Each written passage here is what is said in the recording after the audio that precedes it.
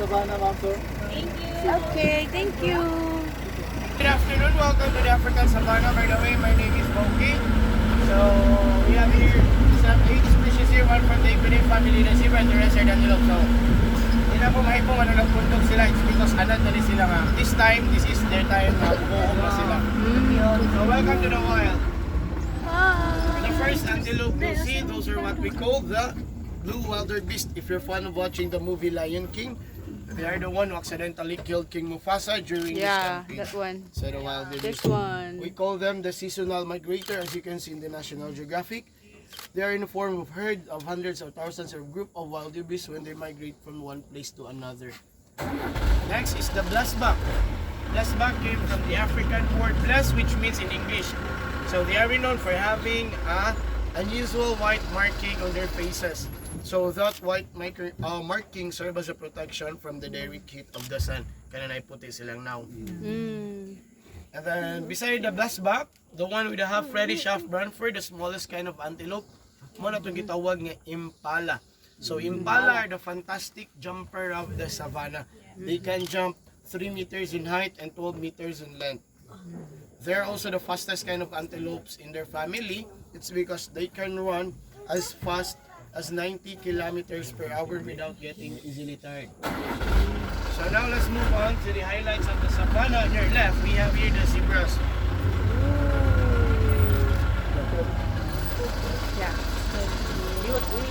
So we have a total of 7 zebras all in all. And as you can see, behind the female zebra is our 2-month-old island-born zebra. So we are so very proud because I think all the species of the kaning East African savanna kay nag-breed and multiply na sila. Wow. So na natin mga island-born animals. So we have 2 island-born of the zebra, 4 of the wildebeest, impala, 2. Behind the small. So the real color of the zebra is black skin with white stripe. Just like human beings, we humans, we have our own unique fingerprint. So as the zebra, they also have their own unique patterns in the stripe of their body. Even if they got twins, they differ from the stripe. Then, second to the largest kind of antelope, that is the eland. So, eland, or scientifically known as Taurotragus oryx, we can clearly differentiate the male and the female aside from the reproductive system. When we talk about their loosened skin in their neck, we call it julak. The male has much more loosened skin compared to the female.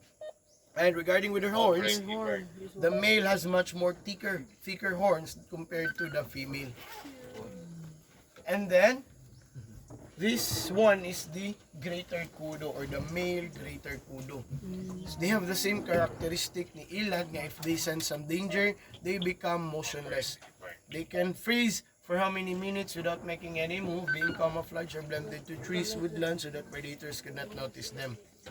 So the difference only is that the greater kudu has a twisted massive horn which could extend it up to 74 inches or 6 meters and become second to the last, we have here the waterbuck. Waterbuck is a kind of antelope whose lack of endurance in land area. That's why when there are land predator animals hunting them, they always look for water. As you can see, they have a shiny and kaning sinong hair. It's because they have an oil in their body that serves as waterproof so that they could stay longer for more than how many hours in the water. And we also have 2 island-born waterbuck. So most of the antelopes, only the male has the horn. The rest, the females, doesn't have the horns. They already multiplied just babies. Last but not the least, the national animal of the Qatar, we have here the gemsbuck, or scientifically known as Oryx gazella. You remember them? Gazelle? Zoo. The movie of Zoo. So if you're familiar with the emblem of the Gazella. Qatar Airways, With the bunny. this is where they derived the kind of logo or pattern. So gemsbuck is scientifically known as Oryx gazella. and they're considered as to be the nocturnal Remember kind of Rizella? animal. And due to under conditioning 3 to 6 months and daytime, that's why they can easily adapt the sunlight na dayon. They are said to be a territorial because they can own 10 square miles of the market to the town. They are the king of the Kalahari, and as you can see, they have a long straight horn which can extend up to 33 feet. Oh, the other one. So you might be wondering, ilang horns are not equal. It's because once their horns are broken, it will not debar anymore. So unlike sa mga deer, sa kapila pang putol, ang tubo lang gihapon. So last but not least, the only aquatic birds that included in the African savanna, as you can, if you already watched the bird show, so the black African crown crane. So occurs in dry savanna of the Africa, south of the Sahara. So renowned to we have a red patch under the eyes and wearing a golden crown. So this is the East African crown crane. Ang katong gray kay west. So hopefully by our next visit we can exhibit more animals kay we still have more animals na naana diri in the park but they are